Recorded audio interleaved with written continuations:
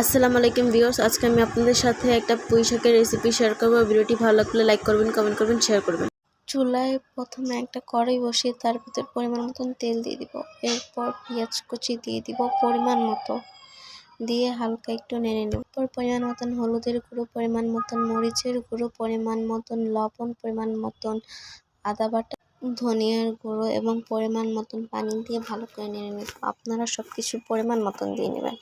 এবার আমি একটু হালকা নেড়ে শুটকি দিয়ে দিব। শুটকি দিয়ে একটু ভালোভাবে নেড়ে দিব।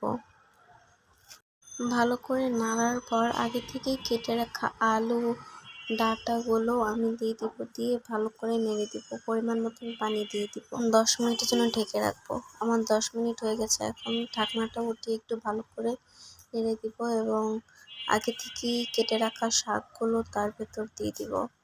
দিয়ে আবার 10 মিনিটের জন্য ঢাকনা দিয়ে ঢেকে রাখবো। আমার 10 মিনিট হয়ে গেছে। এখন আমি ঢাকনাটা উঠিয়ে শাকগুলো ভালো করে নেড়ে দিব।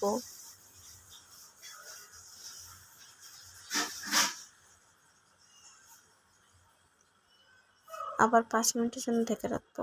আমার 5 মিনিট হয়ে গেছে। এখন আমি ঢাকনাটা উঠিয়ে পরিমাণ মতন জিরার গুঁড়া দিয়ে দিব এবং ভালো করে নেড়ে দিব। আপনারা পরিমাণ মতন দিয়ে দিবেন, ভালো করে নেড়ে দিবেন।